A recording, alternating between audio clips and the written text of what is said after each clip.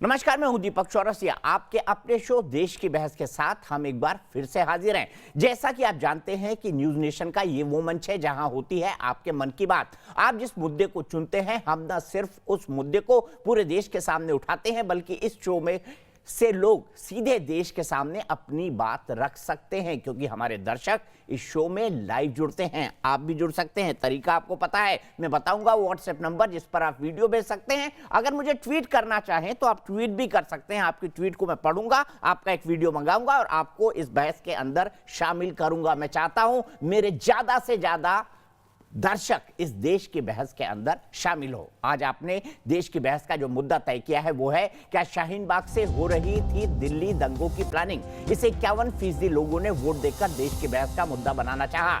आज इसी पर होगी देश की बहस। मेरे साथ चर्चा में एक बड़ा पैनल शामिल होगा, साथ ही आप यानी दर्शक भी जुड़ेंगे। मैं आपको बता दूं कि जैसे जैसे दिल्ली दंगों की जांच आगे बढ़ रही है, वैसे वैसे इसमें बड़े खुलासे होते जा रहे हैं। पहले इसकी इंटरनेशनल फंडिंग को लेकर जाकिर नाइक का कनेक्शन सामने आया और अब एक रजिस्टर ने दिल्ली दंगों के कई राज फाश कर दिए हैं। खबर है कि दिल्ली में दंगों की साजिश का प्लान तभी तैयार किया गया था जब जामिया से लेकर शाहीन बाग तक नागरिकता कानून के विरोध में धरना प्रदर्शन किया जा रहा था। सवाल यही है कि क्या शाहीन बाग से हो रही थी दिल्ली में दंगों की प्लानिंग। सबसे पहले देखिए ये एक्सक्लूसिव रिपोर्ट।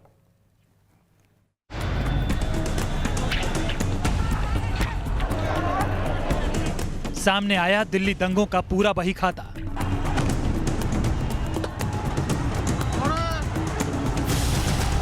एक रजिस्टर में दफ्न दिल्ली दंगे का हर राज।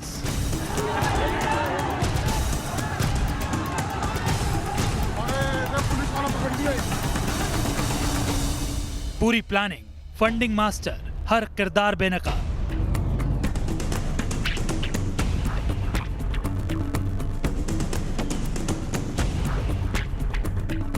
शाहीन बाग की आड़ में रची गई दंगे की साजिश। इस साल फरवरी महीने में दिल्ली में हुए प्रदर्शन और दंगे कोई अचानक नहीं हुए थे, बल्कि इसकी पटकथा करीब 2 महीने पहले जामिया हिंसा के वक्त लिखी जा चुकी थी और शाहीन बाग में चल रहे नागरिकता विरोधी प्रदर्शन की आड़ में इस पूरी प्लानिंग को अंजाम दिया गया। दिल्ली पुलिस स्पेशल सेल की जांच में यह खुलासा हुआ है कि दिल्ली दंगों से पहले ही एक रजिस्टर बनाया गया था जिसमें दंगाइयों का पूरा बही खाता दर्ज है। जानकारी के मुताबिक ये रजिस्टर मिरान हैदर के घर से बरामद हुआ है। मिरान हैदर जामिया कोऑर्डिनेशन कमेटी का मेंबर है। दंगों से पहले मिरान के पास लाखों रुपए कैश आए थे। यूके और ओमान समेत विदेशों से पैसा आया था। कहां से कितने पैसे मिले, कहां खर्च हुआ, सब रजिस्टर में दर्ज है। 13 दिसंबर 2019 ये वो दिन था जब दिल्ली के जामिया में हिंसा हुई थी। बताया जा रहा है कि इस हिंसा के ठीक बाद जामिया कोऑर्डिनेशन कमेटी नाम से एक संगठन बनाया गया था। इसमें all India student association, student Islamic organisation, Muslim student forum और जामिया स्टूडेंट फोरम जैसे कई संगठन शामिल थे।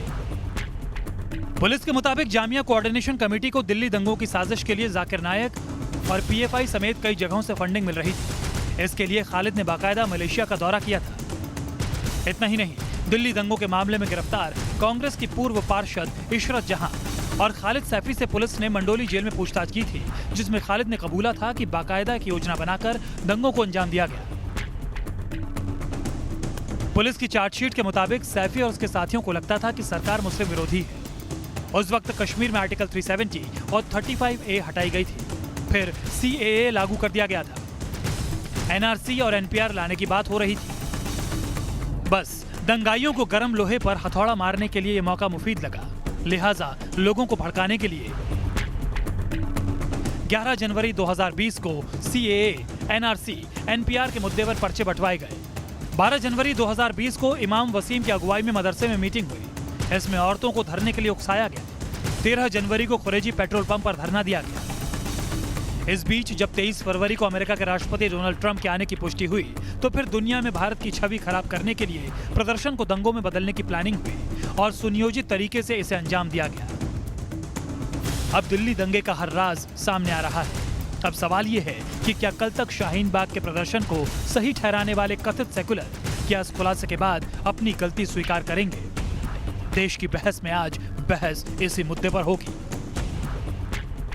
Team news nation. तो शाहीन बाग का आंदोलन जब से मैंने कवर करना शुरू किया था और जब से मेरी वहां पिटाई हुई थी, तब से मैं लगातार कह रहा था, हो सकता है अंबेडकर जी की फोटो रखी जा रही हो, पर यहां पर इरादा मन में राम बगल में चूरी वाला है। वैसा आखिरकार साबित हुआ दिल्ली दंगों के बाद। इसीलिए आज का मेरा सवाल भी यही है, क्या शाहीन बाग से हुई दिल्ली दंगों की प्लानिंग? इसका उत्तर आप दे सकते हैं हाँ या नहीं भी, ए और बी का ऑप्शन है। आप इस शो के दौरान न्यूज नेशन का जो वेबसाइट है newsnation.com, उस पर आप जा सकते हैं। हमारा मोबाइल ऐप है, डाउनलोड करना बड़ा आसान है, उस पर आप जा सकते हैं। ट्विटर हैंडल @NewsNationTV आपको पता है, जा सकते हैं। न्यूज नेशन के फेसबुक पेज पर जाकर दे सकते हैं। हम इस शो के दौरान आपके जवाब भी दिखाएंगे। इसके साथ ही कार्यक्रम के दौरान आप अपनी राय और सवाल का वीडियो बनाकर हमारे व्हाट्सएप नंबर 9711002266 पर भी भेज सकते हैं। सवाल बड़ा है, किसके लिए प्रदर्शन हो रहा था शाहीन बाग में? शाहीन बाग से ही दंगों की साजिश रची गई, ये मैं पहले दिन से कह रहा हूं, और आज इस चार्जशीट के बाद यह साबित भी हो गया कि वहां पर प्रदर्शन करना एक दिखावा था। असल में दिमाग था कि मुसलमान विरोधी है सरकार, इसीलिए इसके खिलाफ एक आंदोलन खड़ा किया जाए। CAA कोई मुद्दा नहीं था और इसीलिए ट्रंप के सामने दंगों को अंजाम दिया गया। पूरी क्रोनोलॉजी समझाऊंगा इस पूरे शो के दौरान। आप मेरे ग्राफिक्स देखिएगा, आपको सब समझ आ जाएगा क्या हुआ।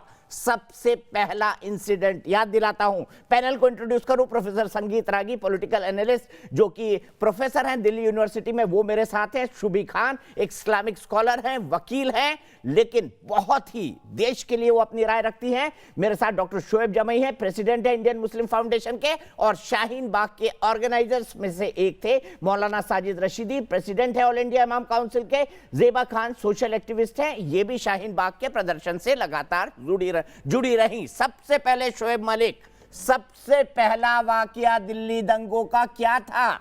क्या वो ये नहीं था कि जाफराबाद और वजीराबाद के वहां पर, जहां पर ये तथाकथित शांतिपूर्ण प्रदर्शन चल रहा था, वहां DCP और रतन लाल को शहीद कर दिया गया? ये सबसे पहला हमला था दंगों के लिए। हाँ बोलेंगे या नहीं बोलेंगे इसको भी बताइए। किसने मारे थे पत्थर DCP को? किसने उसको 1 महीने ICU में रखा था? किसने रतन लाल को शहीद कर दिया? जवाब दीजिए। ये आपके तथाकथित प्रदर्शनकारी थे जो शांति के लिए आंदोलन कर रहे थे। बोलिए।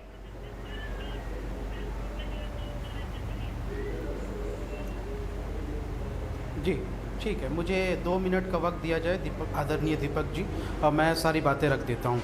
देखिए, सबसे पहले जब काम हुआ था जाफराबाद के प्रदर्शन के बाद, वो ये हुआ था कि कपिल मिश्रा अपने तमाम गुंडों को लेकर वहाँ आते हैं। कपिल मिश्रा के घर एक पत्थर मिला, पत्थर ताहिर हुसैन के घर क्यों मिला? खालिद सैफी के घर क्यों मिला? जाकिर नाइक से लोग क्यों मिलने गए? ये उल्टा नैरेटिव मुझे मत सुनाइए शोएब मलिक, शोएब जमई।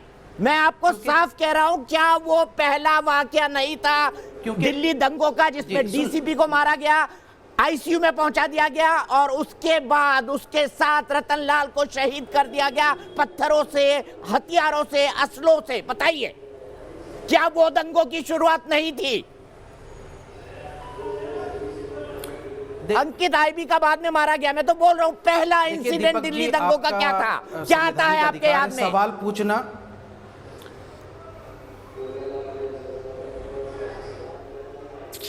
देखिए दीपक जी, आपका अधिकार है, संवैधानिक अधिकार है सवाल पूछना, लेकिन मेरा भी उतना ही अधिकार है कि मैं अपने हिसाब से जवाब दूं ना। आम का जवाब इमली तो नहीं दे सकते ना भाई। मुझसे किया है तो आप आम का जवाब इमली से नहीं दे सकते और कद्दू को अंगूर भी नहीं बता सकते। शोएब जमई, देश की जनता ने सुन लेती है, समझ लेती है।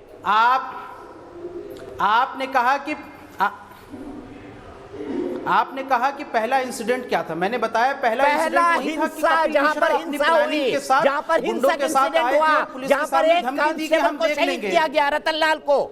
बताइए पहला इंसिडेंट क्या था दिल्ली दंगों का?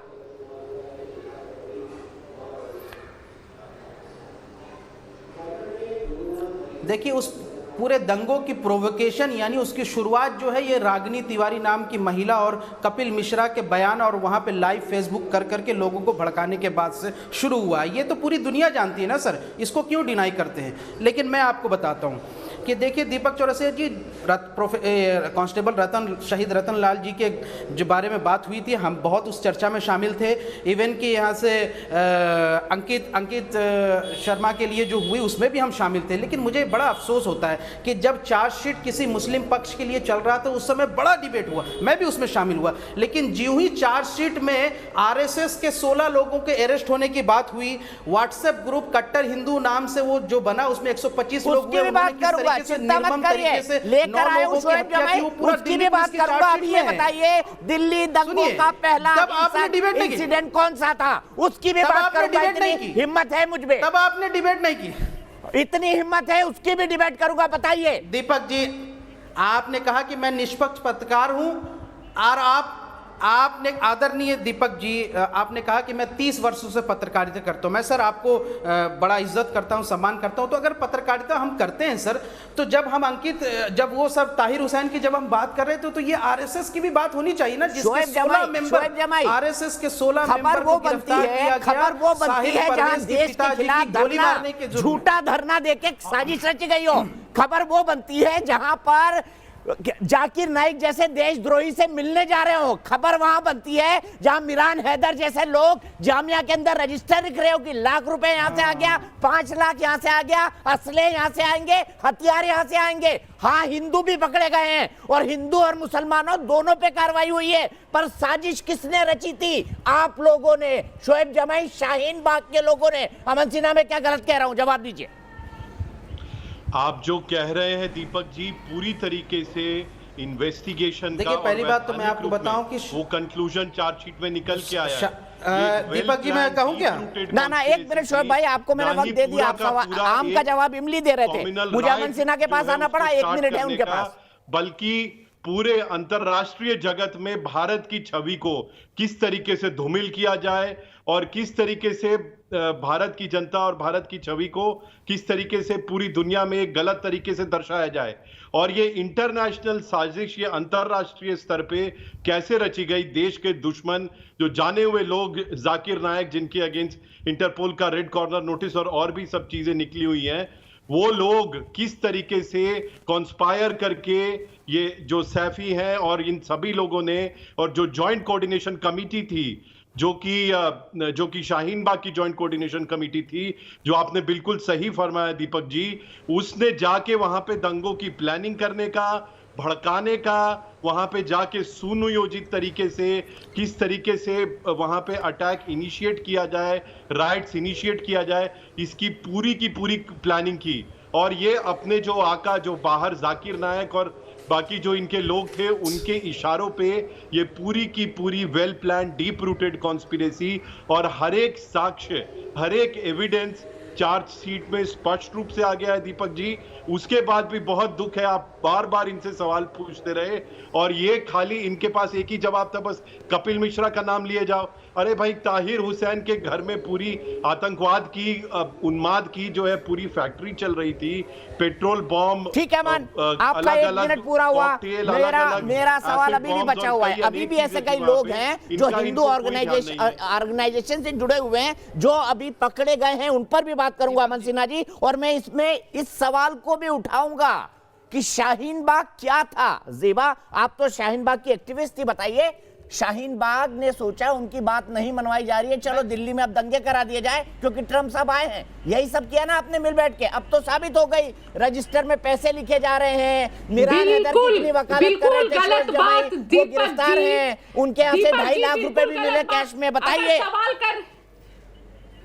दीपक जी, 1 मिनट पहले जब सवाल कर रहे हैं तो जवाब भी पूरे अच्छे से सुन लीजिए। एकदम गलत आप इल्जाम लगा रहे हैं। बिल्कुल शाहीन बाग सिर्फ मुसलमानों का प्रोटेस्ट नहीं था। सबसे पहले मैं ये बोलूंगी, क्योंकि लगातार इसे टीवी चैनल के द्वारा पूरे देश और दुनिया में दिखाने की कोशिश की गई है कि ये मुसलमानों का प्रोटेस्ट है, लेकिन ये सभी धर्म के लोग वहां पर आते थे और ये प्रोटेस्ट को चला रहे थे। हाँ, वो सेक्युलरिस्ट आते थे जो बाकियों के लिए कुछ नहीं बोलते, उनके लिए एक ही धर्म है जो खतरे में है। ये उन सेक्युलरिस्ट का प्रोटेस्ट था जो जानते हैं कि एक धर्म है मुसलमानों का जो इस देश के अंदर खतरे में है।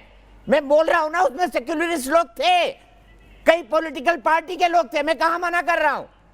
पर आपके मन में राम बगल में छुरी थी ज़ेबा जी। पॉलिटिकल पार्टीज के नहीं, आम जनता थी उसमें, आम जनता थी, जहां से पूरा पंजाब के लोग आए थे। आप देख सेकुलरिज्म सकते हैं, पसंद नहीं है क्या आपको? पता होगा। और कोई भी ये सबसे पहले तो सेकुलरिज्म के नाम पे जो ड्रामा होता है ना, वो मुझे पसंद नहीं है। बयान को नहीं है किया जो 23 तारीख को ट्रंप के आने पर पूरी कॉन्स्पिरेसी में किस तरीके से जो है ये राइट्स कराए जाए उसकी प्लानिंग, भारत के संविधान को नहीं मानते क्या? 3 सेकंड आपके बाकी है। एविडेंस जो है भारत के संविधान को नहीं मानते। संविधान को आप मानते हैं ना? आपने डीसीपी को कैसा मारा? अंबेडकर जी का नाम लेके, लठ लेके, पत्थर लेके, रतनलाल को क्यों शहीद कर दिया? भूल गए क्या? ज़ेबा 30 सेकंड आपके। जब आप सवाल किए हैं तो जवाब सुनेंगे ना, या खुद ही बोलते रहिएगा? जी दीपक जी, जवाब तो सुनने का मौका दीजिए।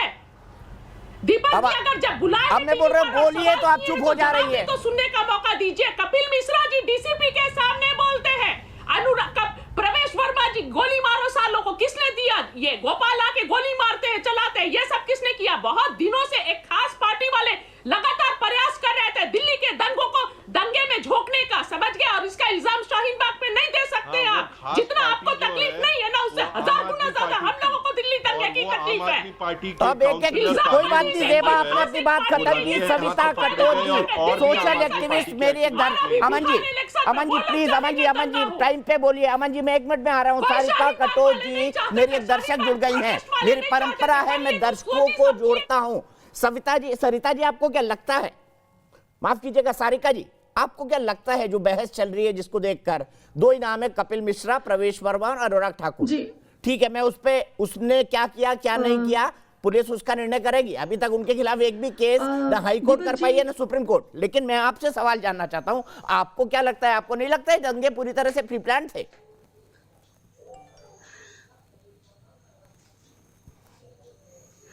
देखिए दीपक जी, अगर हम लोग इस बात के ऊपर जाएं कि प्री प्लान थे, मेरा क्योंकि खुद का अनुभव जो है 20-25 साल का एनजीओ सेक्टर का रहा है और मुझे देश को राष्ट्रमंडल के देशों में जो है प्रतिनिधित्व करने का मौका भी मिला है।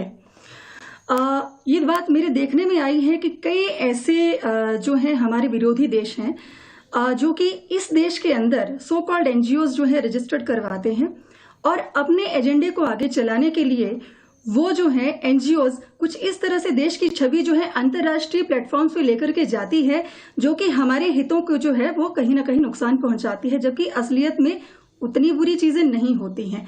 तो बहुत बड़ा एक लूप होल है, प्री प्लान भी है, हो सकता है अगर मैं उसमें जो है वो तो ऐसे कई एनजीओ थे ना शाहीन बाग के साथ, हम लोग कई सारे एनजीओ थे शाहीन बाग के साथ, सबके ऊपर चार्जशीट हुई है। सारिका जी बता दूं, आप जो बात कह रही हैं, कई एनजीओ हैं जिनके ऊपर चार्जशीट हुई है इसका मामले के चलते। एक ऑर्गेनाइजेशन है पीएफआई जो ऐसे से पैसा लेता है, उसके ऊपर आरोप लगे हैं। आपकी बात से मैं बिल्कुल सहमत हूँ। मैं खुद दीपक जी, मैं वही बात आपसे कह रही हूँ कि इस तरह के जो तौमतें लगती हैं उस वजह से जो सही काम करने वाली ऑर्गेनाइजेशंस हैं उनको धक्का पहुंचता है। बड़े दुख की बात यह है कि हमारे जो तंत्र है इसमें जो सही काम करने वाली जो ऑर्गेनाइजेशंस हैं, यूथ वर्कर्स हैं, उनके ऊपर जब वो इस देश को एक करने के लिए इकट्ठा होते हैं तब कोई भी जो है सरकारी तंत्र या माफ कीजिएगा मीडिया भी जो है कई बार उसका साथ नहीं देता। मैं खुद national integrated forum for artists and activists की जो है हिमाचल प्रदेश की जो है मैं प्रदेशाध्यक्ष हूँ। हमारे एक साथी जो त्रिपुरा से हैं देवाशीष मजूमदार, जब ये सीएए की बात चल रही थी और देश में विरोध और इसकी सहमति के बीच में जो भी मैं इसको मुद्दा बनाकर इसको उठाऊंगा, क्योंकि बहस का विषय ये नहीं है। आपने बहस के विषय पर अपनी राय रख दी, आप मेरे कोऑर्डिनेटर को बताइए, जिससे भी आप संपर्क में आई हैं, पूरी स्टोरी आप बना के भेजिए। मैं अगर आप देश की बात करती है तो मैं वो पहला व्यक्ति होऊंगा जो अंत तक आपके साथ खड़ा रहूंगा। सीधे ले जाना चाहता हूं इस सवाल को शुभी खान के पास। शुभी, क्या था दिल्ली दंगों का पहला सबसे बड़ा वायलेंट इंसिडेंट? क्या नहीं था कि सत्य के सिपाहियों ने, महात्मा गांधी के, अंबेडकर को मानने वालों ने, महात्मा गांधी की शांति और अहिंसा को मानने वालों ने, अंबेडकर जी के संविधान के मानने वालों ने पत्थर, रॉड, सरिये, स्टेफनी के जो टूल्स होते हैं उससे पकड़ पकड़ के एक डीसीपी को 1.5 महीने के लिए अस्पताल पहुंचा दिया और रतनलाल की हत्या कर दी। दिखाइए वो शॉट्स, दिख रहे हैं। फिर पूछूंगा शोएब जमई से, बताइए पहला वायलेंट इंसिडेंट कौन सा था? जी दीपक जी, क्या मैं बोल सकती हूँ? जी बिल्कुल। जी देखिए दीपक जी, हमें ये भूलने की जरूरत नहीं है। मैं बहुत दिनों से ये बोलती चली आई हूँ कि इसका सीएए से, नागरिकता संशोधन कानून से कोई लेना देना नहीं था। दिल्ली दंगों की जो प्लानिंग है वो कब से चल रही है? अगस्त 2019 में आर्टिकल 370 और आर्टिकल 35A एब्रोगेट होता है। कश्मीर इशू जैसे ही रिजॉल्व हो जाता है, इन लोगों के पेट में खलबली मचनी शुरू हो जाती है, क्योंकि इनका मेन मकसद है भारत के टुकड़े करना। वो जो 2 नेशन थ्योरी का जो एक बीच था 3 नेशन बनाने का इनका, वो इनका एजेंडा पूरा नहीं हो पाया था, तो वहीं से इन लोगों की प्लानिंग स्टार्ट हो जाती है। उसके बाद नवंबर में राम मंदिर का जजमेंट आता है। 11 दिसंबर 2019 में सिटीजनशिप अमेंडमेंट एक्ट पार्लियामेंट द्वारा पास होता है और 13 दिसंबर को पहला वायलेंट प्रोटेस्ट स्टार्ट हो जाता है जामिया में, जहां पे पेट्रोल बम, पत्थरबाजी, हम उसको क्यों भूल रहे हैं? दिल्ली दंगों से पहले तो वायलेंट एक्टिविटीज इनकी जामिया में ही स्टार्ट हो गई थी, जहां पे ये पुलिस के ऊपर भी हावी हो गए थे। वहां पे भी इतनी तैयारी थी, जो एक दिन में सीएए 11 तारीख को पास होने के बाद 13 तारीख तक 1-1.5-2 दिन में इतनी तैयारी नहीं हो सकती थी। तो ये तैयारी इनकी, मुझे लगता है कि कश्मीर इशू रिजॉल्व होने के बाद से ही स्टार्ट हो गई थी। और इसके लिंक्स आप देखिए, जब राम मंदिर जजमेंट आता है और रिव्यू डालने के लिए इन लोगों ने, all India Muslim personal law board ने एक प्रेस कॉन्फ्रेंस करी थी, तो जो उसके स्पीकर थे वो उमर खालिद के फादर थे, और उमर खालिद के फादर सिमी के एक्स प्रेसिडेंट रह चुके हैं। अब दिल्ली दंगों में आप देखिए कि सबसे पहले इन्होंने डीसीपी साहब के ऊपर वायलेंट हमला किया, उनको मौत की कगार पे पहुंचा दिया। शहीद रतनलाल को इन्होंने असैसिनेट कर दिया, खत्म कर दिया। उसके बावजूद ये बार बार कपिल मिश्रा, कट्टर हिंदू, इस तरह के लोगों के नाम लिए जा रहे हैं। मैं कहती हूँ अगर कोई हिंदू भी इन्वॉल्व है उसको बिल्कुल सजा होनी चाहिए, लेकिन जितना क्राइम किया उतनी सजा हो ना। किसी ने हीट ऑफ द मोमेंट में आके आपने ईंट मारी, किसी ने पत्थर मार दिया, वो एक क्राइम है, उसको क्राइम के हिसाब से सजा दी जाएगी। लेकिन कौन से हिंदू ने ऑर्गेनाइज्ड वे में इंटरनेशनली फंड मंगा के, देश को तोड़ने की नियत से एनजीओज बना के, कमिटीज बना के और पूरे प्रॉपर गठबंधन के साथ देश के खिलाफ काम किया है?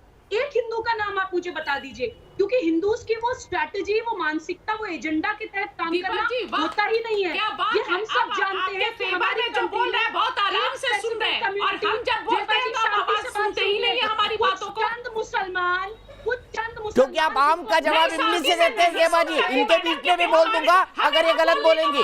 आप आम का जवाब इंग्लिश से देते हैं क्योंकि आपके पास सीधा जवाब नहीं होता।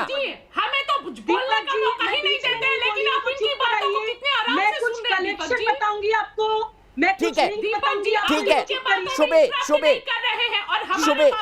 सुबह मैं आपके पास आऊंगा, फिर आऊंगा। बहुत लंबा डिबेट है हमारा। मौलाना साजिद रशीदी जी आपको लाना चाहूंगा और मैं आपको 1 मिनट खुले तौर पर दे रहा हूं। मुद्दे की बात करिएगा। बताइए दिल्ली दंगे में सबसे बड़ा हिंसक पहला प्रदर्शन कौन सा था? क्या वो डीसीपी को पत्थर, हथियार, असले से मारना नहीं था? शांति प्रिय महात्मा गांधी की अहिंसा को मानने वाली महिलाओं का क्यों उस दिन बच्चों को उस इलाके से जल्दी स्कूल से बुला लिया गया था? जवाब दीजिए। और ये भी जवाब दीजिए कि पिंजड़ा तोड़ गिरोह ने महिलाओं को क्या क्या डूज एंड डोंट्स बताए थे। जल्दी बताइए मौलाना साजिद रशीदी, नहीं तो फिर आप बोलेंगे बीच में बोलता हूं मैं। दीपक जी, बीच में तो आप बोलेंगे ही, क्योंकि हम आपकी मुखालिफ पार्टी हैं, तो आपको तो बीच में तो बोलना ही है। लेकिन मैं अपनी बात रख दूं। देखिए, अगर मुसलमान मास्टरमाइंड है, मुसलमान ने प्लानिंग किया था दंगों की, तो मेरे भाई एक क्रोनोलॉजी आप समझ लीजिए। दिल्ली दंगों के अंदर सबसे ज़्यादा नुकसान मुसलमानों का हुआ है। उनके घर जले हैं, उनकी दुकान जली है, उनकी फैक्ट्रियाँ जली हैं, मुसलमान मरे हैं।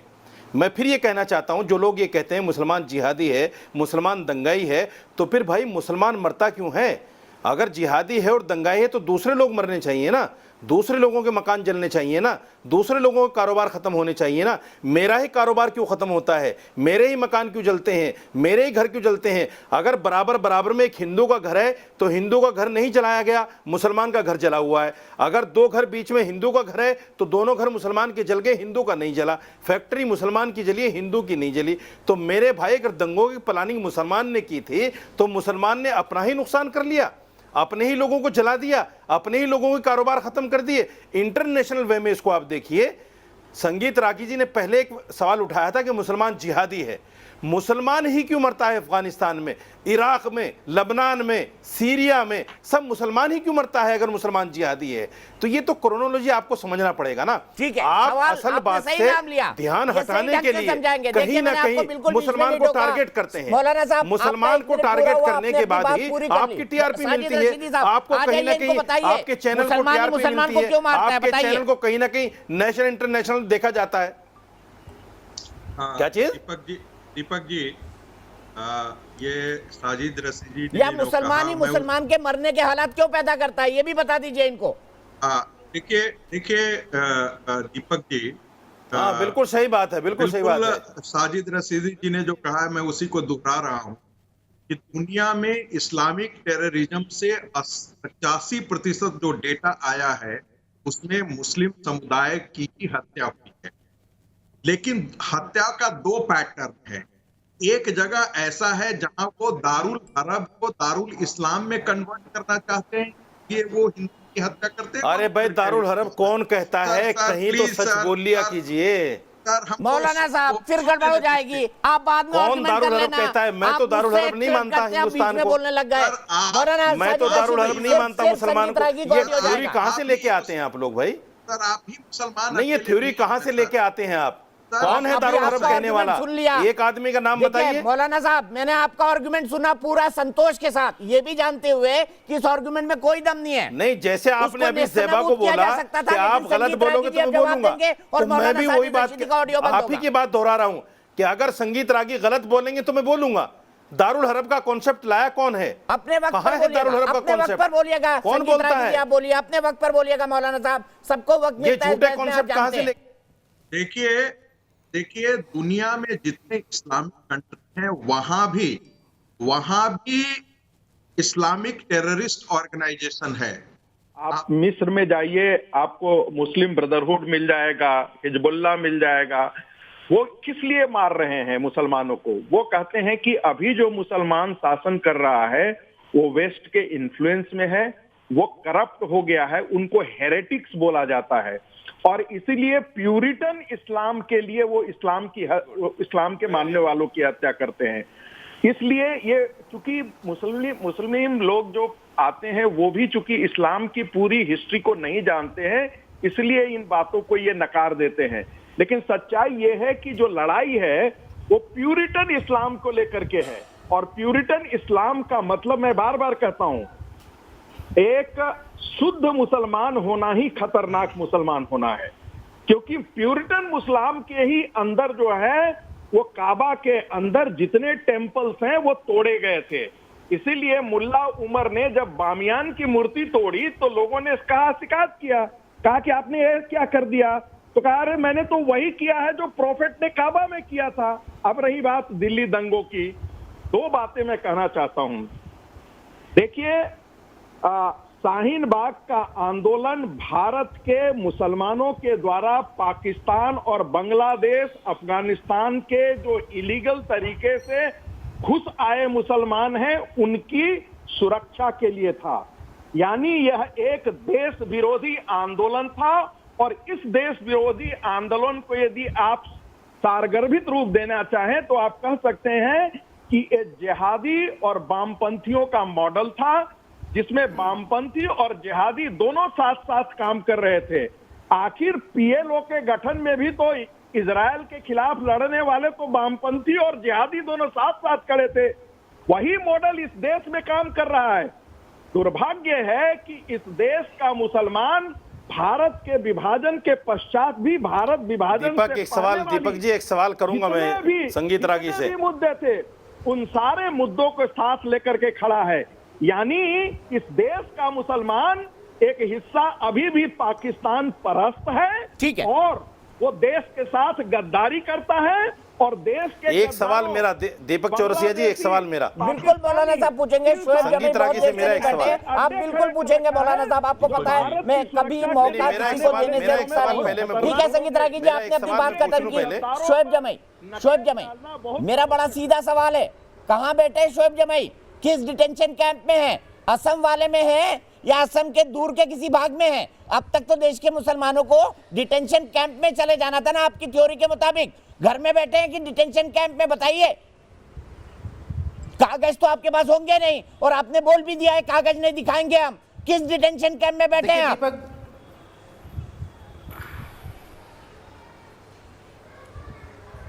देखिए दीपक जी, जितना संगीत रागी जी को आपने वक्त दिया है, अगर आप मुझे उतना ही वक्त देंगे तो मैं डिबेट में कंटिन्यू कर पाऊंगा, वरना मैं फिर आपके कैमरामैन को कहूंगा कि भैया ले जाओ, क्योंकि मुझे ऐसे डिबेट में नहीं बैठना है जहां मुसलमानों को बोलने नहीं दिया जाता, बाकी दूसरे पक्ष को आप बहुत खामोशी से सुनते हैं। तो पहले तो ये तय कर लीजिए, ये मेरी तर्क की आप बात करेंगे तो मैं बिल्कुल वक्त दूंगा आपको। 2 मिनट तर्क की अगर बात करेंगे, अगर एक रिटोरिक बजाते रहेंगे तो मैं आपको काटूंगा। और मैं बड़ा सीधा सवाल आपसे पूछ रहा हूं, आपने कहा कि कुछ ही महीनों में मुसलमान डिटेंशन कैंप में चला जाएगा, यही था ना? यही था ना शाहीन बाग का लॉजिक? बताइए किस डिटेंशन कैंप में बैठे हैं आप? जवाब दे दीजिए। असम का है क्या, जिसकी तस्वीरें आप डिस्ट्रीब्यूट किया करते थे? किस डिटेंशन कैंप में आप? जवाब दीजिए।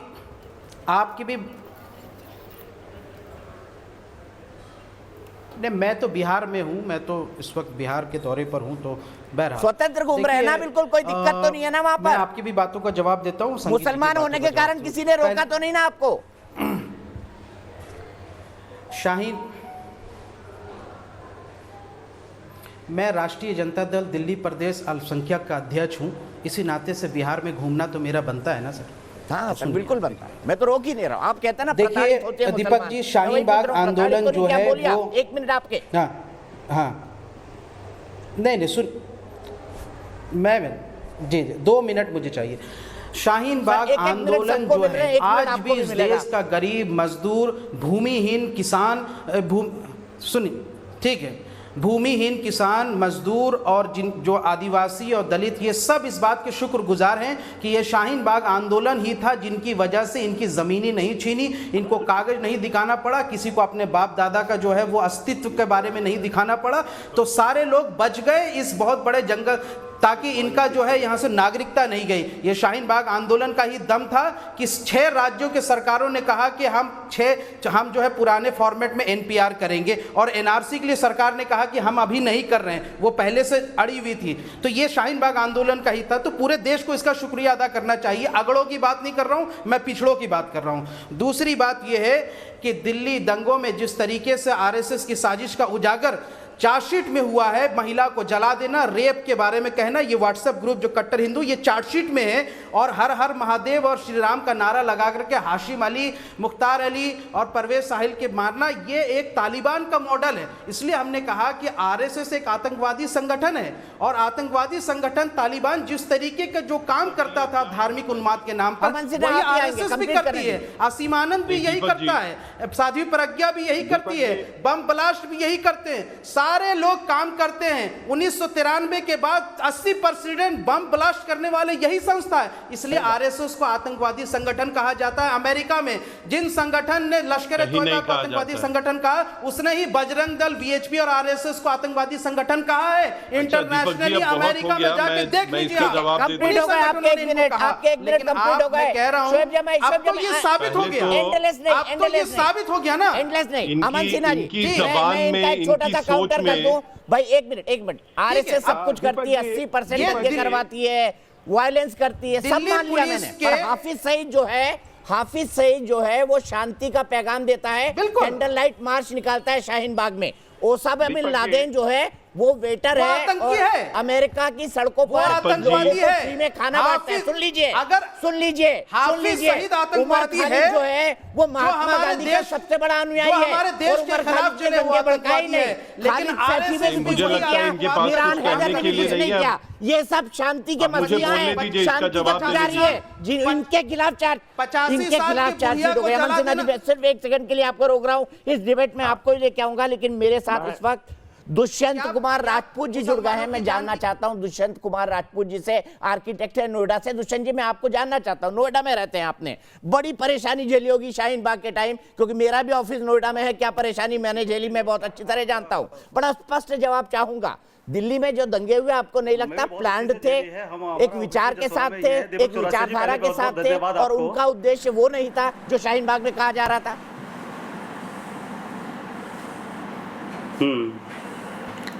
दीपक चौरसिया जी, पहले बहुत बहुत धन्यवाद आपका जो इस मुद्दे को आपने उठाया, और ये मुद्दा वाकई में आप राष्ट्रवादी और जो इस तरह के एक पत्रकार हैं जो एक बहुत ही बलपूर्वक उठाते हैं इस तरह के मुद्दे। हेलो जी, बोलिए, आप बोलिए, कंटिन्यू बोलिए, आप वक्त हेलो। बर्बाद मत करिए। हाँ दीपक जी, हम शाहीन बाग में हमने दिसंबर से लेकर के 4 महीने तक हमने जो कष्ट झेला है हमें मालूम है इसका। नोएडा में रहते हुए हमारा ऑफिस जसोला में है, हम लोग जा नहीं पाए, और इस मुद्दे को लेकर के जो आम पब्लिक ने जो परेशानी झेली है उसको हम सब समझ सकते हैं बहुत अच्छे से।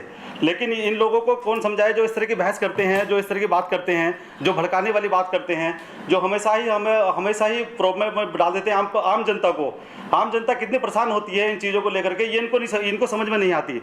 ये हम लोग ऐसे परेशानी में पड़ जाते हैं इन मुद्दों को लेकर के। दीपक जी, आप समझ नहीं पाएंगे, पिछले दिसंबर से लेकर के 4 महीने आम पब्लिक ने कितना कष्ट झेला है दिल्ली में रहने वाले लोगों के लिए। ठीक है दुष्यंत जी। सीधे सुधांशु जी भी जुड़ गए, लेकिन क्लोजिंग कमेंट अमन सुनासी से अमन जी चले गए हैं, माफ कीजिएगा। सुधांशु जी, अभी शाहीन बाग के एक्टिविस्ट शोएब जमई ने इल्जाम लगाया है। शोएब जमई का ये कहना है बम भी हिंदूवादी बरसाते हैं, गोलियां भी हिंदूवादी बरसाते हैं, आरएसएस आतंकवादी संगठन है, और इसको बताने के लिए वो अमेरिका को कोट कर रहे हैं। उनका कहना है कि जितनी भी आतंकवादी गतिविधियां हुई है उसके लिए आरएसएस जिम्मेदार है। मैंने सिर्फ इनसे इतना कहा कि भाई ओसामा बिन लादेन जो है वो कबूतर उड़ाते हैं शांति के, उससे नीचे आ जाइए। हाफिज सईद वो गरीब लोगों को खाना बांटते रहते हैं शाहीन बाग और बाकी गलियों में। कुदरत का वो जो वहां पर बिरयानी आती थी शायद कुदरत से आती हो वहां पर। और जो बाकी दाऊद इब्राहिम टाइप के लोग हैं भाई, वो तो लोगों को मदद करते हैं। वो उन्होंने मुंबई के ब्लास्ट करा ही नहीं। देखिए कितने गलत आरोप आज तक लगते रहे इन तमाम लोगों पर। बताइए आप, सब कुछ किया आरएसएस ने किया इस देश में। देखिए, मैं विनम्रता से कहना चाहूंगा कि अगर शोएब जमाई जी ये कह रहे हैं तो मतलब भारत की न्यायपालिका का अपमान कर रहे हैं, क्योंकि स्वतंत्र भारत में 3 बार संघ पर प्रतिबंध लगा। नेहरू जी के जमाने में 1948, इंदिरा जी के जमाने में 1975 और नरसिम्हा राव के जमाने में 1993, और तीनों बार कोर्ट में धराशायी हो गए। नरसिम्हा राव के जमाने में तो चार्जशीट फाइल करने से पहले बाहरी ट्रिब्यूनल के सामने धराशायी हो गए थे और सुप्रीम कोर्ट से क्लियर कट क्लीन चिट मिली थी। उसके बाद भी अगर इनको कोई शक व शुबा है तो इसका मतलब है भारत की न्यायपालिका पर विश्वास नहीं करते। और कोर्ट किसको कर रहे हैं? अरे भैया, डोनाल्ड ट्रंप जो ओपनली कहता है तो इस्लामिक दिल्ली दंगों में 16 आरएसएस के मेंबर गिरफ्तार हुए हैं गोली मारने के लिए। इस्लामिक टेररिज्म वर्ड वो करता है और इस कदर करता है कि 2016 के चुनाव में उसने रिपब्लिकन इंडियन कोलिशन में आने से इनकार कर दिया था। वो रिपब्लिकन हिंदू कोलिशन में आया, उसका आपको गवाही चाहिए। सुन लीजिए, होने से कातिलों के बोलने में सुधांशु जी, जिस अमेरिकी संगठन ने ओसामा बिन लादेन को टेररिस्ट कहा, उसी संगठन ने वीएचपी, बजरंग दल और आरएसएस को जो है आतंकवादी संगठन मानती है। इंटर रिलीजियस क्या बात कर रहे हैं? कमीशन है 1990 में बनी है, हम तो नहीं बोल रहे हैं। अमेरिकी संगठन ने नहीं कहा था ओसामा बिन लादेन को टेररिस्ट, अमेरिकी सरकार क्या ने बात कहा। कर रहे हैं आप? और दुनिया के 50 देशों की सरकार ने कहा। अरे क्या बात आप कर रहे हैं साहब? बराक ओबामा ने बाकायदा उसके अमेरिकी सरकार ने कहा, कागजात पे दस्तखत किए थे। और इंटर रिलीजियस ऑपरेशन किया था US inter religious freedom sir, अमेरिकी सीनेट से तब बहस अच्छी हो। शोएब जमाई, देखिए अब आप बीच में बोल रहे हैं, मैंने 2 बार नहीं टोका। अब ये परंपरा गलत है। आपकी बात का सीधा जवाब मिल रहा है, आपको थोड़ा संयम रखना होगा। दर्शकों को समझ में नहीं आता। आप बोलिए, फिर मैं बोलता हूं। जी ठीक। नहीं सुधांशु जी, बस मेरा ये कहना है कि दिल्ली दंगों में 16 आरएसएस के एक्टिव मेंबर को अरेस्ट किया गया और चार्जशीट में उनके नाम है गोली मारने के लिए साहिल परवेज। तो क्या आरएसएस के मेंबर को ध्यान नहीं दिया जाता कि वो कैसे अपने पास बंदूक रखते हैं, गोली रखते हैं और ये सारी चीजें रखते हैं? तो इसको आतंकवादी गतिविधि क्यों ना माना जाए? जब वो रेप करने की धमकी देते हैं, व्हाट्सएप जो ग्रुप कट्टर हिंदू के नाम से बना था उसमें सारे आरएसएस के मेंबर हैं और ये दिल्ली पुलिस की चार्जशीट में है सर, हमारे पास नहीं है। बल्कि तो बाकी चार्जशीट में मान लीजिए ना, सही है। अच्छा एक मिनट सुधांशु भाई, दिल्ली पुलिस की बाकी ये चार्जशीट तो सही है, लेकिन मिरान हैदर पर जो आरोप लगे हैं, जो जाकिर नाइक से मिलने का आरोप लगा है, जो आप पर षड्यंत्र का आरोप लगा है, जो जामिया में रजिस्टर मिला है, वो सब गलत है। वो सब गलत है, ये सही है क्योंकि दिल्ली पुलिस ने लिखा है। ये कौन सा तर्क हुआ शोएब जमाई, ये कौन सा तर्क हुआ बताइए ना, बोलिए, जवाब दीजिए, इसका भी जवाब ले लीजिए सुधांशु त्रिवेदी जी से। मिरान हैदर पे किसी के मर्डर का चार्ज नहीं लगा है सर। मिरान हैदर पे मर्डर करवाने का चार्ज लगा है, षड्यंत्र का चार्ज लगा है मेरे भाई। शोएब जमाई कान और आंख खुली रखो, षड्यंत्र का चार्ज लगा है मिरान हैदर पर, दंगे करवाने का चार्ज लगा है। सुधांशु त्रिवेदी जी, शोएब आपको रुकना होगा। ये तो आप देखिए शोएब जी, अभी आपने कहा कि वो आरएसएस के मेंबर थे। अरे एक तरफ आप ही लोग तो चीख के कहते थे कि आरएसएस वाले तो मेंबरशिप ही नहीं होती, अब आरएसएस की मेंबरशिप होती नहीं मगर आपको पता है कि आरएसएस के मेंबर थे। ये एक बड़ा विचित्र विरोधाभासी बयान। दूसरी बात, जो घटनाक्रम हुआ आप जरा उसकी टाइम देखिए। उमर खालिद ने कहा कि जब राष्ट्रपति ट्रंप आएंगे उस समय सड़कों पर निकल आना, और जनाब 24 तारीख को जैसे ही डोनाल्ड ट्रंप भारत आते हैं, ऐसा सुई का मिलान कर लीजिए कि तारीख नहीं घंटे और मिनट तक सेम है, और 25 तारीख रात 12 बजे आखिरी घटना हो जाती है, उसके बाद पुलिस के पास कोई पीसीआर काम नहीं आती है। ये सब कुछ 36 घंटे में, यानी जितनी देर डोनाल्ड ट्रंप भारत में रहे उतनी देर सब कुछ होता रहा। आपने जो डोनाल्ड ट्रंप से कनेक्शन जोड़ा है, कनेक्शन तो बड़ा तगड़ा नजर आता है। तो ये बताइए, ये सिर्फ संयोग था या प्रयोग था? मेरे विचार से तो प्रयोग था, अन्यथा इतनी सटीकता कैसे हो सकती है कि घंटे भी मैच खा रहे हैं, इधर लैंडिंग उधर दंगे शुरू, इधर टेक ऑफ दंगे खत्म। ठीक है, जवाब देंगे शोएब भाई, जेबा जवाब देंगे, फिर मुझे मौलाना साहब के पास जाना है, साहब के पास जाना है और सुबी के पास भी जाना है। जेबा जवाब दीजिए, संयोग था या प्रयोग था? क्योंकि शाहीन बाग भी प्रयोग था और दिल्ली दंगे भी आपके प्रयोग थे, बता दीजिए। अरे भाई, जैसे ही कपिल मिश्रा ने वो बयान दिया, शोएब जमाई बीच में नहीं, जेबा आपकी तरफ से बोल रही है, आप उनको नहीं बोलने दे रहे। जेबा आपकी तरफ से बोल रही है, आप उनको नहीं बोलने दे रहे। जेबा बोलिए।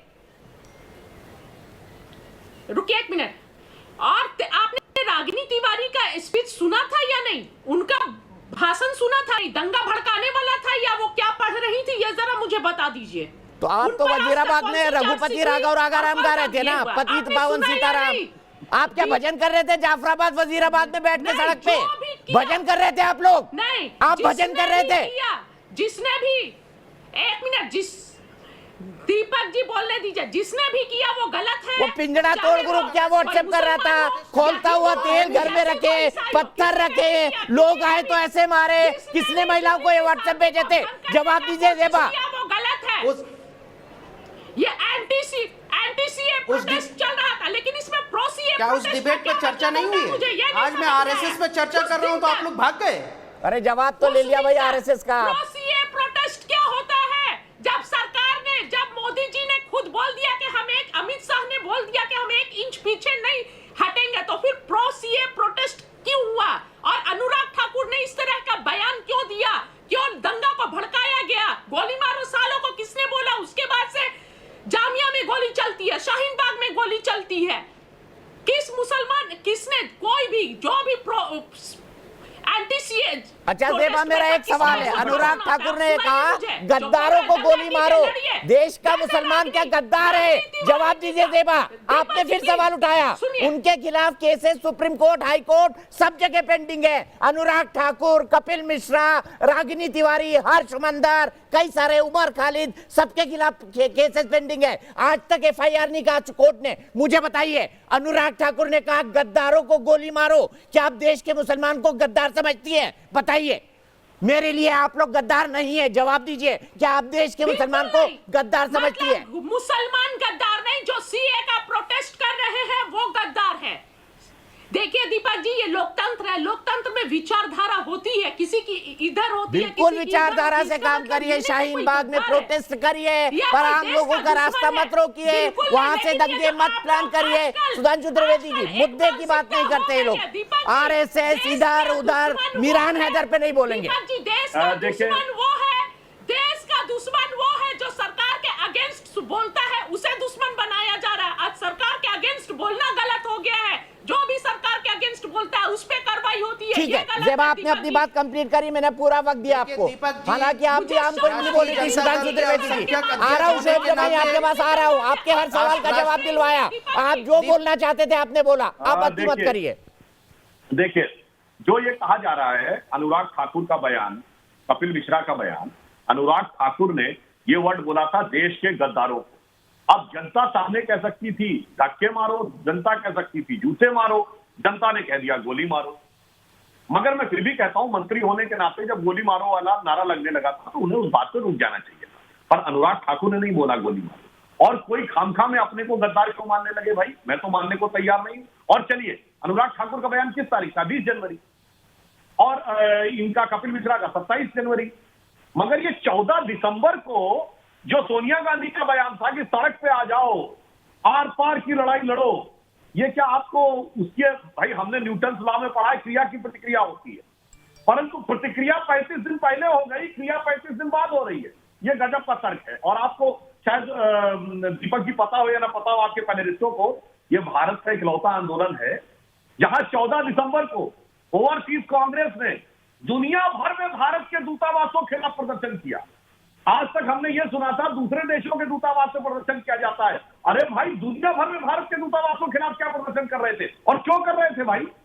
और डोनाल्ड ट्रंप के आने पर बवाल मचा रहे थे, क्यों? आपको लगता है वो विदेशों से दबाव डलवा के कुछ भारत में परिवर्तन हो जाएगा क्या? अरे रही होगी कभी उनकी हुकूमत कि लंदन में जाके वो प्रदर्शन कर रहे थे। आज हमारी वो स्थिति नहीं है।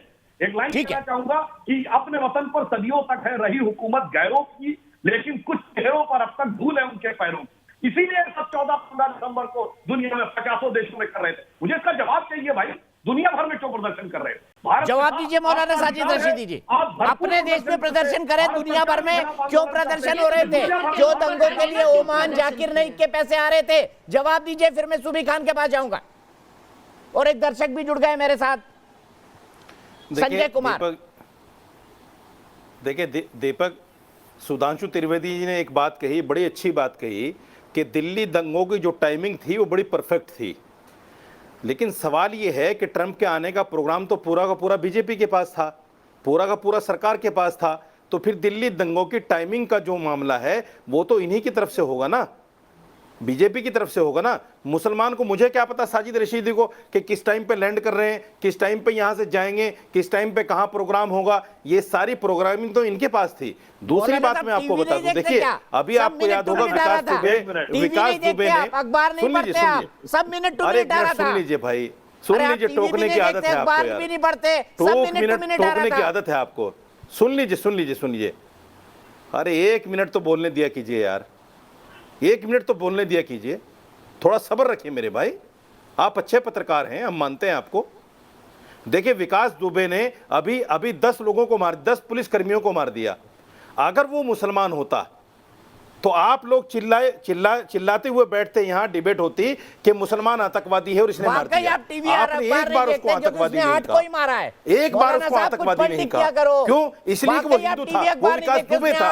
अगर वो दलित होता या मुसलमान होता, सारे टीवी चैनल उसको चिल्लाते। उसके लिए कोई हिंदू खड़ा नहीं हुआ। अगर किसी मुसलमान को मारा होता तो भी आप योगी के नाम पर खड़े हो जाते कि योगी जी ने नक्सलवादी कितने आर्मी के लोगों को मारते हैं, नक्सलवादी कितनी आर्मी के लोगों को मारते हैं, वो कोई आतंकवाद नहीं है, वो आपके लिए अच्छा है, समझे? माओवाद क्या है ये सब चीजें, क्योंकि इससे मुसलमान जुड़ा हुआ नहीं है, इसलिए आतंकवाद नहीं है।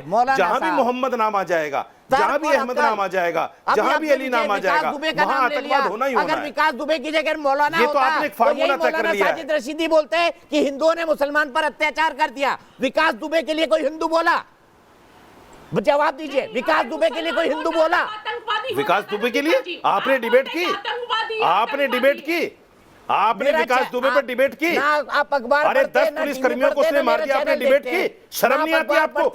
डूब मरो जाके कहीं, आप डूब मरिए कहीं जाके, आपको शर्म नहीं आती? 10 पुलिसकर्मियों को उसने मार दिया और आप कह रहे हैं कि आप तर्क दे रहे हैं बैठे हुए। मौलाना साहब ने जो बात कही, मैं उनसे विनम्रता से कहना चाहूंगा, मौलाना साहब ये आपने किस प्रकार की बचकानी बात कही? डोनाल्ड ट्रंप आने वाले हैं, ये तो 17 फरवरी को उमर खालिद भाषण दे रहा था। अरे भैया, कम्युनिस्ट तो प्रदर्शन कर रहे थे कि ट्रंप को क्यों बुला रहे, और आप कह रहे पता ही नहीं था किसी को। अरे सर आने वाले हैं, सबको पता था, चूंकि अखबार में और टीवी में चिल्ला रहे थे लोग, आने का सबको पता था, लेकिन किस टाइम लैंड करेंगे और किस टाइम कहां पहुंचेंगे प्रोग्राम सरकार के पास होता है। ये आपके सरकार की कमी है। अगर आपका प्रोग्राम लीक हो गया तो आपकी सरकार की कमी है। जवाब ले रहा हूँ, आपकी सरकार की कमी है। सुधांशु जी का ऑडियो। अब एक और बात कहना चाहता हूं, इसमें बड़ी मजेदार बात इन्होंने नक्सलवादियों को कही। अरे जनाब, नक्सलवादी और नक्सलियों को नैतिक समर्थन देने वाले तो आपके साथ थे, और आपको पता है शाहीन बाग आंदोलन बड़ा मजेदार आंदोलन था। इसमें कम्युनिस्ट भी थे और जो फैनेटिक जिहादिस्ट टाइप फोर्सेस थी वो भी समर्थन कर रही थी, जो कह रहे थे कि पंजाब आसाम से अलग करना है, भारत के टुकड़े करने, वो भी साथ थे। और आपको एक मजेदार बात बता दूं पूरी विनम्रता के साथ दीपक जी, दुनिया में आप एक मुस्लिम कंट्री बताइए जहां कम्युनिस्ट पार्टी बैन ना हो। दुनिया में सबसे पहले कम्युनिस्ट पार्टी को बैन करने वाला देश था पाकिस्तान, और दुनिया में एक कम्युनिस्ट कंट्री बताइए जहां इस्लाम पर प्रतिबंध न लगा हो। और यहां पे गजब की जुगलबंदी है, यानी पूरी दुनिया में एक दूसरे को निपटाने में लगे हैं, भारत में दोनों एक साथ में। और दूसरी बात, दुनिया में एक कम्युनिस्ट कंट्री बताइए जहां डेमोक्रेसी हो, अभिव्यक्ति की स्वतंत्रता जिसकी बात करते हैं, और दुनिया में 2 मुस्लिम कंट्री बताइए जहां अभिव्यक्ति की स्वतंत्रता हो। दुनिया में 4 मुस्लिम कंट्री बताइए जहां शरिया ना लगा हो। मतलब जिनको कभी डेमोक्रेसी से मतलब नहीं, जिनको अभिव्यक्ति की स्वतंत्रता की बात नहीं, दोनों एक दूसरे को निपटाने में दुनिया में लगे और यहां पे आके भाषण दे रहे हैं। और एक बात और कहना चाहूंगा, मौलाना साहब ने भी कहा कि मोहम्मद साहब का नाम आ जाए तो लोगों का विरोध हो जाता है। मैं विनम्रता से पूछता हूं मौलाना साहब, ये जैशे मोहम्मद में जब मोहम्मद साहब का नाम आता है तो आपको शर्म नहीं महसूस होती? क्यों नहीं फतवा जारी होता कि मोहम्मद साहब का नाम कलंकित कर रहे हैं जैसे मोहम्मद वाले? जब लश्कर तैयबा वर्ड यूज होता है तो क्यों नहीं बोला जाता है?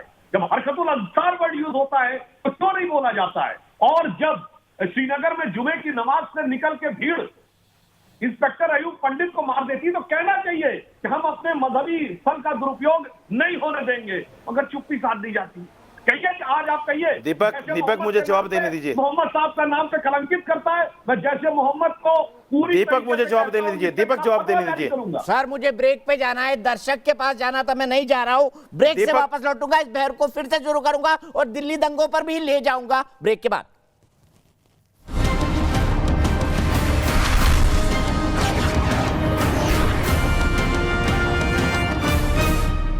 शाहीन बाग प्रोटेस्ट का जब हम पूरा का पूरा कवरेज कर रहे थे तब इस बात का शक बहुत बार जताया था हमने कि कहीं ये दिल्ली को दंगों की तरफ ना ले जाए। हुआ भी ऐसा ही। डोनाल्ड ट्रंप जब भारत आए थे, दिल्ली के अंदर दंगे हुए, बड़ी मात्रा में दंगे हुए, हिंदू भी मारे गए, मुसलमान भी मारे गए। लेकिन सवाल है कि अब जांच क्या कहती है? अब जांच ये कहती है कि दिल्ली दंगों की बाकायदा प्लानिंग रची गई, और ये प्लानिंग और कहीं नहीं, शाहीन बाग में रची गई, जामिया में रची गई, जहां से मिरान हैदर के पास से एक रजिस्टर मिला है जिसमें तमाम पैसे दर्ज हैं। शोएब भाई ने बिल्कुल माना कि आरएसएस के लोग वहां पे गिरफ्तार हुए हैं। मैं भी कहता हूं हिंदू गिरफ्तार हुए हैं, 200 से ज्यादा हिंदू गिरफ्तार हुए हैं, मुसलमान भी गिरफ्तार हुए हैं। लेकिन ऐसे हालात बने क्यों? इसका जवाब लेना चाहता हूं और सीधे चलता हूं। संजय कुमार लेक्चरर है इग्नू के, मेरे साथ दिल्ली से जुड़े हुए हैं। संजय जी, मैं आपसे जानना चाहता हूं, क्या आपको नहीं लगता कि दिल्ली दंगे, शाहीन बाग के चलते जो उत्तेजक माहौल बना था, उसकी एक पूर्व नियोजित साजिश का नतीजा है? बताइए संजय कुमार जी।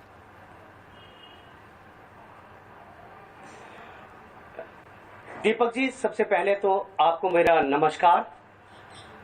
दीपक जी, देखिए कितनी बड़ी विडंबना है कि एनआरसी और सीए पर की पृष्ठभूमि में ये दिल्ली दंगे की जो पटकथा लिखी गई थी, क्योंकि हमने देखा कि एक विशेष समुदाय में कुछ लोगों ने ये भ्रम फैलाया कि एनआरसी और सीए से जो भारत के एक विशेष समुदाय की नागरिकता चली जाएगी, जबकि ये पूर्णतः असत्य है, क्योंकि इससे किसी की नागरिकता जानी नहीं थी, बल्कि बांग्लादेश, पाकिस्तान और अफगानिस्तान के जो पीड़ित हिंदू है उनको सिटीजनशिप मिलनी थी। ये सब बात जग जाहिर है। ठीक है, इसका मतलब आप भी मानते हैं कि साजिश थी? आप मानते हैं? बात है संजय कुमार जी, आप मानते हैं साजिश थी? दिल्ली पुलिस की जांच कह रही है। जी दीपक जी, बिल्कुल, क्योंकि अगर साजिश नहीं, हाँ, क्योंकि चार्जशीट में ऐसा है, ऐसा एविडेंस शो करते हैं, सर्कमस्टेंसेस जो एविडेंस है, प्रस्ती जने जो साक्ष्य है वो बोलते हैं, और पूरा जो हमारा लीगल जो सिस्टम है वो बोलता है। और ठीक है, जैसा कि सीधे शोएब जमई से सवाल। शोएब जमई, आपने माना कि दिल्ली पुलिस ने इन्वेस्टिगेशन करी, आपने माना कि 6 या 12 आरएसएस के लोग पकड़े गए, आपने उस पर तो बोल दिया, पर मिरान हैदर पैसे क्यों इकट्ठे कर रहे थे? जाकिर नाइक से मिलने की खालिद सैफी और बाकी गैंग को क्या जरूरत थी? ताहिर हुसैन ने छत के ऊपर असला क्यों लिया था? इन सब सवालों के भी जवाब दे दीजिए ना शोएब जमई, इसके जवाब नहीं आते आपको। और मैं वो तस्वीर दिखा रहा हूँ दिल्ली में जब दंगे हुए फरवरी में, उसकी पहली तस्वीर, ये शांति प्रिय माएं बहनें शेरनियां जो पत्थर और असले लेकर दौड़ रही थी अमित कुमार के ऊपर, क्यों रतन लाल को शहीद कर दिया गया? जवाब दीजिए मुझे आज।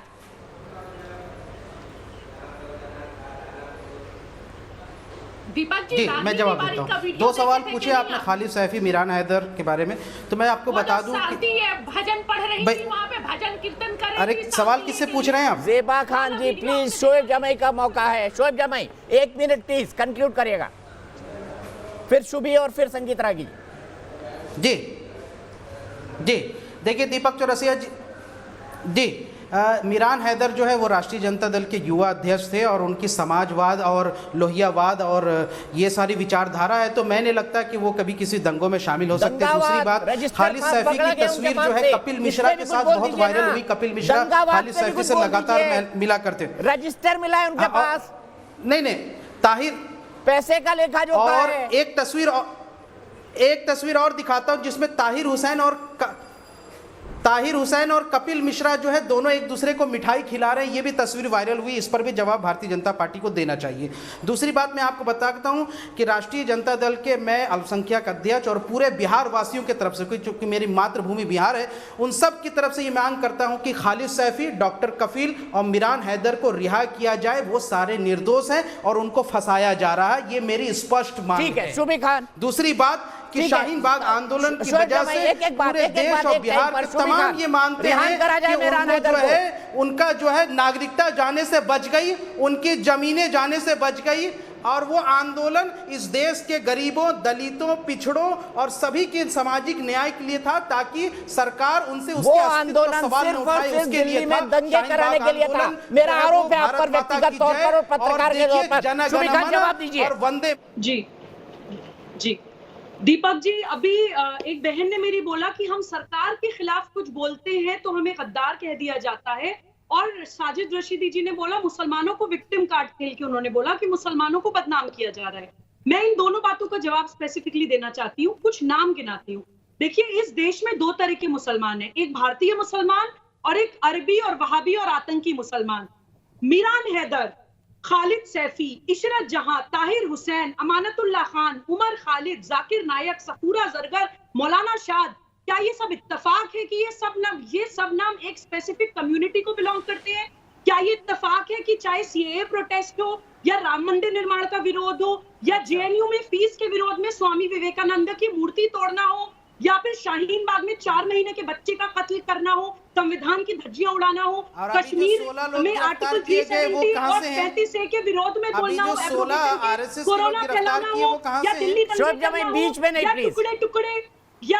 टुकड़े गैंग के फेवर में बोलना हो, भारत विरोधी नारे लगाने हो, पाकिस्तान प्रो नारे लगाने हो, ये सारे इत्तेफाक है कि ये सारे नाम इन सब चीजों में इन्वॉल्व है। इसमें सरकार कहां से आ गई? ये भारत विरोधी काम है ज़ेबा जी, ये भारत विरोधी काम है रशीदी साहब। इसमें 5 सेकंड के लिए मुसलमान बन के नहीं, एक भारतीय बन के सोचिए। आपको इस प्रेजेंट गवर्नमेंट से दिक्कत इसलिए कि वो इस सारी भारत विरोधी मानसिकताओं को उखाड़ की जड़ से देश से फेंक रही है, चाहे वो माओवादी हो, चाहे नक्सलवादी हो, चाहे इंटेलेक्चुअल टेररिस्ट हो, चाहे जिहादी हो, चाहे इंटरनेशनल पावर्स हो, वो किसी को नहीं बख्श रहे हैं। वो एक राष्ट्रवादी और एक डेमोक्रेटिकली इलेक्टेड गवर्नमेंट की तरह काम करते हैं। आप बात करते हैं देश के लिए सोचते हैं, गरीब हो, अमीर हो, सबके लिए। लेकिन ठीक है ज़ेबा, सवाल का जवाब ले लेता हूँ, 5 more seconds दीपक जी। ठीक है शुभी, 5 more seconds। ज़ेबा बीच में ना बोले, फिर मैं आपके बीच में बोलूंगा या कोई और आपके बीच में बोलूंगा, कोई लॉजिक नहीं है उसका। शुभी बोलिए, कंप्लीट करिए, 10 सेकंड आपको और। इनकी आवाज कम करिए प्लीज, मैं अहम बात बोलना चाह रही हूँ। दीपक जी, यहाँ पे टॉपिक्स चेंज होते रहेंगे। लेकिन ये अरबी वहाबी मुसलमान, इनको दिक्कत हिंदू नाम से है, मंदिर से है, भारतीय संस्कृति से है, भारतीय इतिहास से है और भारत से है। हम उसके खिलाफ बोलते हैं, लेकिन मैं तब तक उम्मीद नहीं छोड़ूंगी जब तक इन आतंकी और वहाबी मुसलमानों के सामने भारतीय मुसलमान जब तक खड़ा है, तब तक इनके मंसूबे कभी कामयाब नहीं हो पाएंगे। चाहे कितना विक्टिम कार्ड खेले, चाहे डरा के मुसलमानों को वर्गलाएं, चाहे बहका के मुसलमानों को वर्गलाएं, भारतीय मुसलमान इनके सामने आके खड़ा होके अपने देश को बचाता आया है और आगे भी बचाता रहेगा। ठीक है, 90%। ज़ेबा, मेरा सीधा सवाल है, दिल्ली दंगे आपने प्लान किए, सबसे बड़ी वारदात, सबसे पहली वारदात, सवाल सुन लीजिए। और शोएब जमाई नॉन स्टॉप मत बोलिए, कोई लॉजिक नहीं है उसका, आवाज नहीं जाती, आप भी जानते हैं। आपको पूरा वक्त दे रहा हूं, आपकी बात का सम्मान कर रहा हूं, ये गलत तरीका है ना? नहीं, ये गलत तरीका है। ज़ेबा, मेरे सवाल का जवाब दीजिए, है या नहीं? चाहे दिल्ली दंगे हो या मुंबई बम ब्लास्ट हो या कोई बाकी चीज हो, मुझे बताइए 90% मुसलमान ही देश विरोधी गतिविधियों में क्यों पकड़े जाते हैं? बताइए, कारण बताइए इसका। और ये दिल्ली की बात नहीं कर रहा हूं, दुनिया की बात कर रहा हूं। दीपक जी पहले बोलने दीजिए, ठीक है? पहले तो मैं ये बोलना चाहूंगी, दीपक जी, कहीं भी दंगे होते हैं मैं उसका सख्ती से विरोध करती हूँ, एकदम कड़े शब्दों में विरोध करती हूँ, और हमें नहीं पसंद है। हमें ऐसा भारत चाहिए घड़ियाली आंसू मत बहाइए, के लिए खून दे दे जरूरत पड़े तो। ऐसा भारत नहीं चाहिए जिसमें एक दूसरे का खून लिया जाए। हमें प्यार मोहब्बत और गांधी के सपनों का भारत चाहिए, दीपक जी। लेकिन आप अभी पूछ रहे हैं, दीपक जी, मैं आपसे बस एक सवाल करना चाहती हूँ। आपने इतने मुद्दे, इतने सारे ये बताया, लेकिन आपने मोहन नरसिंह होम का नाम एक बार भी नहीं लिया, जहां से गोली चल रही थी, बंदूक चल रहे थे, ना ही उसके मालिक पर कोई केस होती है, FIR होती है। ऐसा क्यों दीपक जी? इस तरह की क्यों दोहरी नीति है?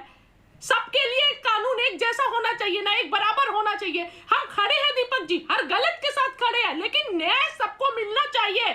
और कहीं भी 250 के आसपास हिंदू गिरफ्तार हुए इन दंगों के लिए। ज़ेबा खान, 250 से ज्यादा हिंदू गिरफ्तार हुए इन दंगों के लिए। संगीत राय कीजिए एक छोटा सा जवाब, उसके बाद मैं बहस को खोलूंगा। मौलाना साजिद रशीदी को सुधांशु त्रिवेदी जी से बात करनी है। ज़ेबा, आपने कंप्लीट कर ली अपनी बात, आपने बोल दिया मोहन नरसिंह का नाम, पूरे देश ने सुन लिया। मेरे दर्शक कह रहे 95% कि दिल्ली दंगे प्लानिंग थे। संगीत रागी जी बताइए, दिल्ली दंगे प्लानिंग थे कि नहीं थे? देखिए जिस प्रकार से असले पकड़े गए हैं, ताहिर हुसैन के घर पे पकड़े गए हैं, जितने लीटर पेट्रोल, असले, पत्थर, ये एक दिन की नहीं है और ये एक पैटर्न है। आपने देखा होगा कि शाहीन बाग जैसा आंदोलन किन जगहों पर हुआ, वो मुस्लिम बहुल इलाके में हुए। तीसरी बात, जो दंगे की पृष्ठभूमि है और जो जहां पर दंगे हुए वे मूलतः, चाहे वो गोकलपुरी का इलाका हो, ब्रह्मपुरी का इलाका हो, ये सारे इलाके वो इलाके हैं जो मुस्लिम बहुल इलाके हैं। तो इसमें कोई दो राय है ही नहीं। दूसरी बात, निश्चित तौर पे हिंदू भी पकड़े गए होंगे, लेकिन उनको RSS से जोड़ देना है अपने आप में गलत बात है। दूसरी बात, और हिंदू प्रतिक्रिया क्यों नहीं करेगा? देखिए, ये पैटर्न, दंगे करने का पैटर्न सिर्फ यहां नहीं है। मुसलमानों का ये दंगे करने का पैटर्न यदि आप जाएंगे तो फ्रांस में भी मिल जाएगा, रसिया में भी मिल जाएगा, बाकी अन्य देशों में भी मिल जाएगा। और ये करते क्या है?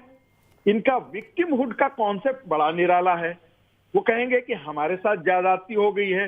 दुनिया में आप एक अकेला इस्लाम धर्म है, अकेला, मैं बहुत जिम्मेदारी से कह रहा हूं, जो धर्म के नाम पर टेररिज्म पैदा करता है, जो अपने धर्म के प्रचार के लिए टेरर का सहारा लेता हो, टेररिज्म का सहारा लेता हो। दुनिया में और कोई ऐसा धर्म नहीं है जो, और ये कहां से आती है? ये कुरान की आयतों से ही आती है। ठीक है, मैं संगीत रागी जी यही रोकूंगा, सीधे जाऊंगा मौलाना साजिद रशीदी जी। मौलाना साजिद रशीदी जी, मेरे सवाल का जवाब दीजिए, मेरे सवाल का जवाब दीजिए जो सुधांशु भाई ने पूछा था। और अब आप दोनों की ही बहस है, अब आप दोनों की बहस है, मैं किसी और को बीच में नहीं लाऊंगा, दोनों निपट लेना अपने हिसाब से। ज़ेबा थोड़ा खामोश, ज़ेबा खामोश, आपने अपने टर्न पे बोला था। मौलाना साजिद रशीदी जी, मुझे बताइए, आप लोग विरोध क्यों नहीं करते जब लश्कर तैयबा नाम रख लिया जाता है? जैशे मोहम्मद के खिलाफ मौलाना साजिद रशीदी ने आज तक फतवा क्यों नहीं निकाला? एक टेररिस्ट ऑर्गेनाइजेशन के साथ प्रॉफिट मोहम्मद का क्या काम? जैशे मोहम्मद क्या काम, बताइए ना। मैं जवाब दे दूं सर, मैं जवाब दे दूं? पूछ क्यों रहे, सुनिए मेरा जवाब ही जवाब। मांग रहा हूं भाई। ये जितने भी संगठन हैं, सुनिए सुनिए, ये जितने भी संगठन हैं तमाम के तमाम आतंकवादी संगठन हैं। इस्लाम से इनका कोई लेना देना नहीं है। अरे तो खड़े मैं होना आपके चाहिए ना चैनल के हिंदुस्तान माध्यम के से खुले मुसलमानों लफ्जों में कहता को। हूं, इतने बड़े बड़े आप इस्लाम के लिए खड़े हो जाते हैं, खड़े होना चाहिए आप जैसे मौलवियों को। अरे कि मोहम्मद का नाम क्यों लिख लिया, प्रॉफेट मोहम्मद का नाम क्यों लिख लिया, अब आपको बताइए जवाब भी ना। हजम नहीं हो रहा है, अब आपको जवाब भी हजम नहीं हो रहा है, अब आपको जवाब भी हजम नहीं हो रहा है। सुन लीजिए ना, हाफिज ऐसा कुछ नहीं बोल रहे हैं जिसपे जवाब लगता हो। हाफिज सईद वगैरह ये आतंकवादी सारे संगठन है, दुनिया आतंकवादी जानती हैं। है। ये सारे कुछ नया आतंकवादी बोलिए, हैं। आप लोग खड़े क्यों नहीं सर होते ये इसके सारे खिलाफ? आतंकवादी हैं, इस्लाम का इससे कोई लेना देना नहीं है। और सुनिए सुनिए, नया बोलता हूँ, सुनिए, नाम आपने सुना है? इस्लाम एक ऐसा मजहब है। छोड़िए सर सर सर आपका नंबर आएगा, सुनिए सुनिए सर सुनिए, आपका नंबर आएगा। दुनिया के इस्लाम एक ऐसा मजहब है जो पूरी दुनिया में अमन और शांति का पैगाम देता है। और मुझे फख्र है कि मैं मुसलमान हूँ, मुझे फख्र है कि मैं इस्लाम का मानने वाला हूँ। मुझे फख्र है कि मैं इस्लाम का मानने वाला हूँ। इस्लाम अमन का मजहब है। संगीत रागी जी और इन जैसे हजारों लोग, लाखों लोग इस्लाम को बदनाम करते रहे। इस्लाम बुरा मजहब नहीं है, इस्लाम हमेशा अमन और शांति की बात करता है। सिमी क्या था, सिमी क्या था? Student Islamic movement of India. आप जैसे लोगों ने फतवा क्यों नहीं निकाला? जो भी मुसलमान सुनिए, जो भी मुसलमान इस्लाम के बताए हुए तरीके पर चलेगा वो मुसलमान है, जो उसके तरीके पर नहीं चलेगा वो आतंकवादी है। मैं खुले लफ्जों में कह रहा हूं, अगर आपको नहीं समझ में आ रहा फिर दोबारा कह देता हूं। ये जितने भी लोग हैं, आपको याद होगा सुधांशु त्रिवेदी की सरकार ही मौलाना अजहर मसूद को छोड़कर आई थी, वो भी आतंकवादी था। मौलाना मसूद अजहर को छोड़कर आई थी, सुधांशु त्रिवेदी की सरकार ही छोड़कर आई थी, जो आतंकवादी था और जिसने बाद में भी वो सुधांशु त्रिवेदी का ऑडियो। देखिए, मसूद अजहर को आतंकवादी हमारी दिख रहा है मौलाना का। अब जो कुछ बात हुई सुबुई बोला, दोनों की बातों को मैं जोड़कर एक बात कहता हूँ।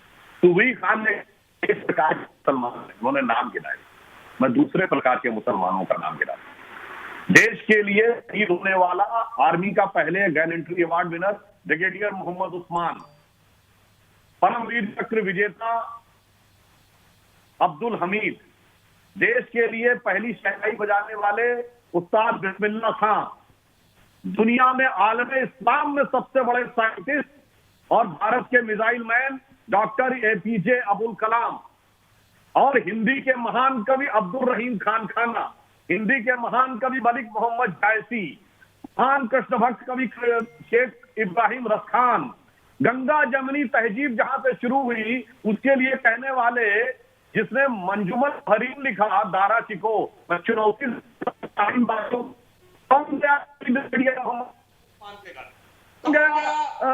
डॉक्टर कलाम के नमाजे जनाजा में कौन गया? अब्दुल हमीद की शहादत की 85वीं वर्षगांठ पे 2015 में। मगर अफजल गुरु हालात का मारा, इशरत जहां बिहार की बेटी, याकूब मेनन की जुडिशियल किलिंग, हाफिज साहब, जाकिर शांति का मसीहा। हिंदू मुसलमान का झगड़ा नहीं है दीपक जी, ये एक इंतहा पसंद की सोच है। अब जो संगीत रागी जी ने कहा, मैं उसकी तरफ कहता हूं, चलो शोएब जमाई को लगता है कि आरएसएस ने भड़काया, किसने किया, इनकी सोच अपनी जगह, हमारी सोच अपनी जगह। मगर ये बताइए, ये दामले रहमत की सरजमी पाकिस्तान में जो आपस में एक दूसरे काट रहे हो, भी आरएसएस कटवा रहा है। और वो पाकिस्तान किसी कदमबोसी कर रहा है, जो भगवान को नहीं मानते, वो कम्युनिस्टों से सीचांग में लड़ाई, वो भी आरएसएस की वजह से। बर्मा में बुद्धिस्टों से लड़ाई आरएसएस की वजह से, श्रीलंका में लड़ाई आरएसएस की वजह से, चेचेनिया में रूसियों से लड़ाई आरएसएस की वजह से, गाजा में यहूदियों से लड़ाई आरएसएस की वजह से, बोस्निया हर्जेगोविना में सर्बों से लड़ाई आरएसएस की वजह से, सोमालिया और इथियोपिया में अफ्रीकियों से लड़ाई आरएसएस की वजह से, बेल्जियम, नीदरलैंड, लक्समबर्ग से लेके लंदन, मैड्रिड, ब्रिस्बेन में बम विस्फोट आरएसएस की वजह से, सिडनी में आरएसएस की वजह से, काबुल में धमाके आरएसएस की वजह से, ढाका के मॉल में मारा गया आरएसएस की वजह से, 9/11 आरएसएस की वजह से।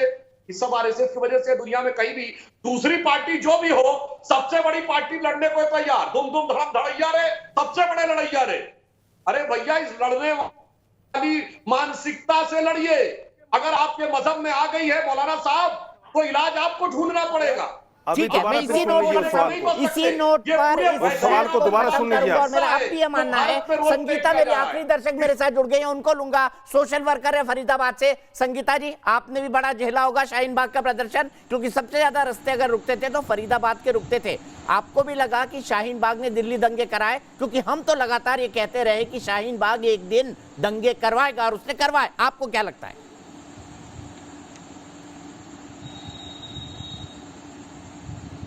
जी, पहले तो न्यूज़ नेशन के सभी दर्शकों को मेरा नमस्कार। जी, दंगे ज़्यादा से ज़्यादा, मैं एक शिक्षिका हूँ तो मैं मानती हूँ कि 10 या 15 मिनट के होते हैं। इससे ज़्यादा दंगा जो होता है वो आयोजित या प्रयोजित किया जाता है। और दिल्ली में दंगा तब हुआ जब शाहीन बाग में हालात सुधर रहे थे। तो ऐसे में कोई नहीं चाहता कि सौहार्द बिगड़े, ठीक है ना जी। और कुछ लोगों के अनुसार, आप लोगों को याद होगा, उस समय राष्ट्रपति ट्रम्प जी जो भारत आए थे, तो भारत की छवि खराब करने के लिए भी दंगे प्रयोजित किए गए थे। और दिल्ली ने उस समय पुलिस ने बताया था कि अंकित शर्मा को जब मारा गया तो ठीक है, आपके लगातार व्हाट्सएप पे मैसेज आ रहे हैं संगीता जी, अफसोस आपको काटना पड़ रहा है, पर उनका भी ये मानना है कि राष्ट्रपति ट्रंप के वक्त पर जानबूझकर हुई ये एक साजिश थी। बहुत मौके मिलेंगे शोएब भाई, बहुत सारी चीजें हैं बात करने को।